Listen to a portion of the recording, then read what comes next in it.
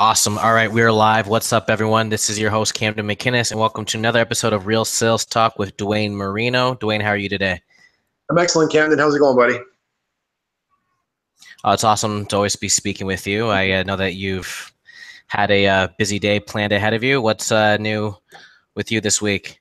Well, we've hired a new person here in the GTA that we're getting trained. That she started to call on dealerships, so I've been busy with her, and got a couple of new things going on with a couple of dealer groups. So that's always good stuff. And today's just kind of a cleanup day for me. So if you can't see, I'm at one of my places here in Toronto, and can you see the view a little bit? Oh, it's awesome.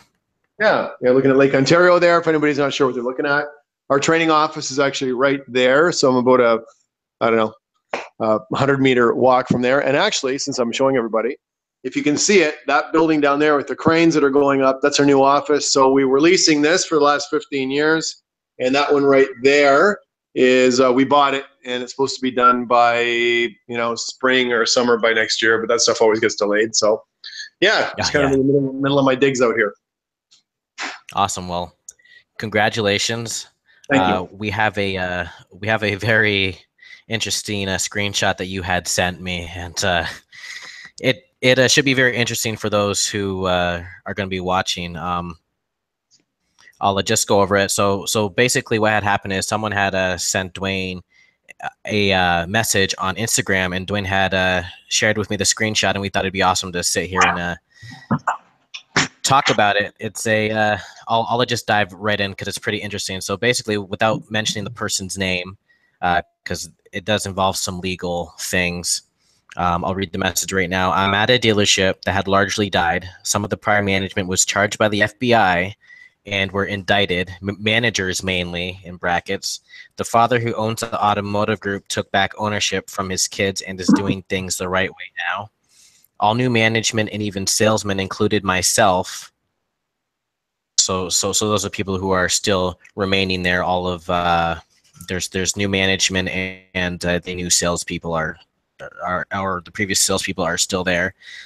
No one has been there for more than 5 months. So from what it sounds like, people that they are hiring, there's probably a high amount of people that are quitting. So things have definitely turned around. Business is increasing. Things are being done properly now that the father has now took back ownership from his kids. We're definitely on the upswing, but this person would like tips on how to best drive customers to the dealership that is largely dead, which would be great.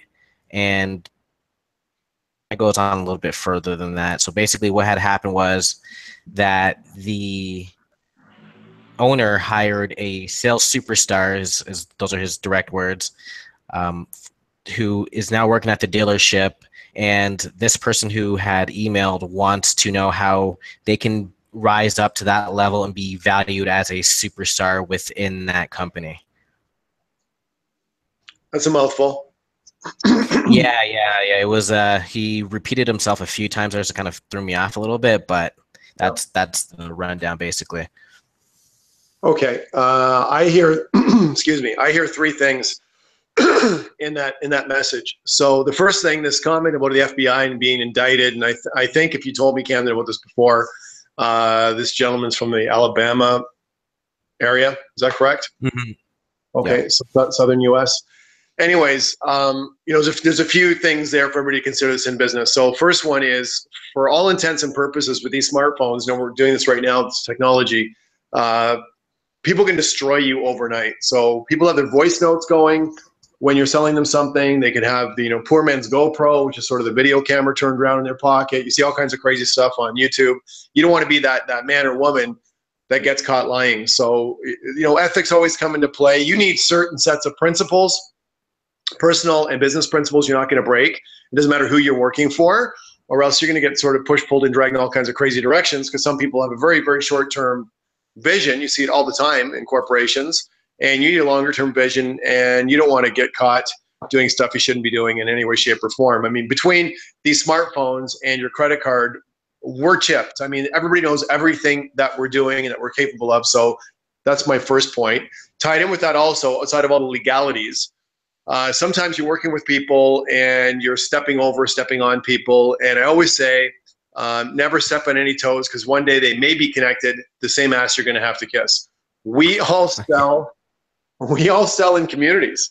So the customer you don't like right now might be a decision maker and a very major deal for you, not too long down the road. The employee you're not liking that's maybe working under you, next thing you know is your general manager in 5 years. So this whole thing about lying and not treating people properly and everything, it's not good. What goes around comes around eventually, and with all this technology, it's very, very easy to do now. I mean, this stuff's going to happen. The other side, what I'm hearing, this thing about building up your own traffic, and there's a sales superstar there. So the tips I just gave you were things that I don't think you should ever be doing, and reasons why, despite all legalities and going to jail or whatever else you can be involved with.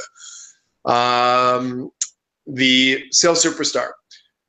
Always look at the people around you as either a lesson or an example. So I would say this FBI indictment stuff, if you actually saw that go down, and I was in a dealership that also went broke, and there's some crazy stuff that was going on with actually a previous partner and the owner, and I thought he was the owner or whatever. These people to me become lessons. They're things that I don't want to do in my future. The sales superstar person that they just hired, or if you have salespeople in your building that are better than you, they're examples. So I always say, I don't get jealous, I get curious. I want to know what makes them great, and I want to be able to take some of their better traits and make them my own. Now, you can do that with any salesperson or anybody in the building, is steal their better traits. But look at this person as an example of, they've obviously figured some stuff out right. They're not maybe doing everything properly. If somebody's going to be number one in the building right now, I guess it's that person.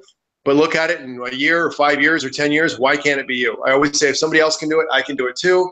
So why can't it be you? With the right work ethic and attitude and information and execution, I think you can do that.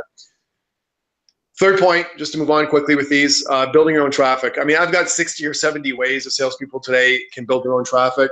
Since we're on social media right now, I'll give you one of my favorites. It's very easy to do, and it's free, and it's fast, and it's effective, because people can share so many different things on social media. The shorter the posts that you do that are always relative to the business that you're in, if it's just sort of a consumer based thing, or you want to become sort of their friend in that business or their go-to person, the better off you're going to be. So I recommend that salespeople basically do at least 1 to 3 posts a day. What are the posts going to be? One post is going to be, and you can just Google it, an inspirational tip. Just make sure it's not religious, because people have all kinds of different conceptions about that. But an inspirational tip once a day would be great. In addition to that, one short tip relative to your business. That's a very easy thing to do or figure out. And also in addition to that, and you can do 1 post a day, up to 3 posts a day. I love 15-second videos. So go to any product that you sell, and just, I don't know, I could point something here in my place. I don't know what it would be. Okay, I got this from Costa Rica a while ago, so let me see if I can, in case one of these silly little whistles. I don't know if this is what I was selling. It's a pretty simple thing. A lot of us sell more complex products. You go, hey, I'm Dwayne. I'm down in Costa Rica selling, I don't know, clay whistle birds. I'm going to show what the hell this is. And here's something really cool you're going to love about this. And you do whatever you're doing, and you say, take care, and we'll see you soon. And if you do 1 post a day, which is a short post and no more than 15 seconds, people learn to expect it because it's so short and hopefully quirky. They'll watch it. It's entertaining.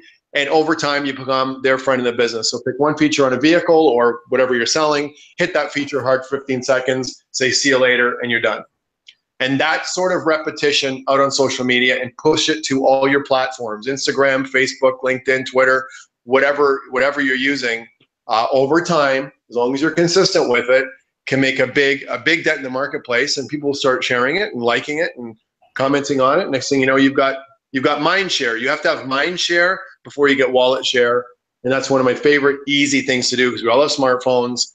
And just don't try to be too professional. Just be yourself, have fun, and make it no more than 15 seconds, and do it every single day. So a tip, motivational quote, maybe a clean joke if you can find those, and something like that, one feature on a product every single day. That'd be my top ways that I would say right now, something super easy that I can deliver here that I would be doing to market myself if I was in your dealership right now.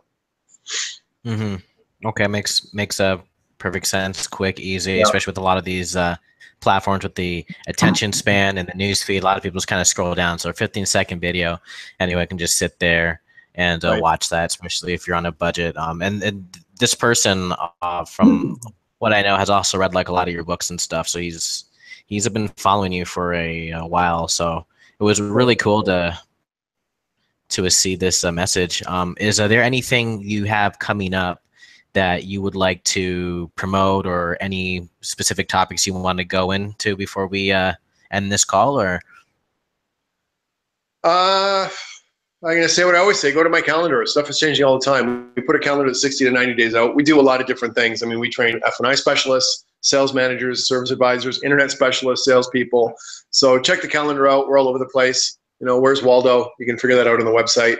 And you know, if you look at this is a very short little library of books. I've got a lot from this and a couple other spots, but there's one book you could get. There's another great book. Great book. And there's another one. Isn't it great when you actually have your own books as the headers on your bookshelf? Yeah, I'm not full of myself, but get up in the morning and see, did I actually write those? Is that well, my you shit? earned it. Yeah, it is. Those are my books. I'll pick them up sometimes and I flip open to a page and I go, this is actually a really good book. Anyway. You earned it. You earned it. I have all three of them, so they're definitely awesome. So one last thought. I'd like to say this. I read years ago that you know, whenever times you see like a mansion or a nice house or whatever else, there's a library. That's, like I said, that's not my whole library. It's just a little bookshelf I've got here, and I've read all those books. That the books were read before the shelf went up, which means the books were read before the place was built. Those books help you get where you want to get in life. And the reason for keeping the books, and I've not kept all of them. I really didn't start keeping my books until about 5 years ago. I would just throw them out, unfortunately, or give them to people, or leave them in airports or on an airplane. But when I look at any book, any spline on that bookshelf, it reminds me of all the lessons in that book. The mind is hugely powerful. So just by having a bookshelf of books that you've read, you can stay on point. A library is a really neat little simple piece of psychology. Just by looking at what you've got on the shelf, it always reminds me of, you know, what I'm interested in and what I want to do or not do. Anyways, I could keep going forever, Camden. I really appreciate these calls. Hope they make sense to people that are watching. Awesome. And I just wanted to say one more thing on the books. When it comes to reading, it's always important to always go back and reread a lot of this stuff too, if you have time, because you'll find things in it that you have missed, and or certain things that'll just make so much more sense. So yeah, absolutely. I just wanted to touch on that. Because we change. Exactly. But yeah, I guess I'll let you go. But I do want to say this for anyone who is listening. I will leave a link to Dwayne's calendar and the rest of his social media platforms in the description of this video. So just scroll down. It should be right there at the top. And Dwayne, thank you so much for jumping on this call with me. Hey, thanks, Camden. Take care, buddy. You too. Yeah.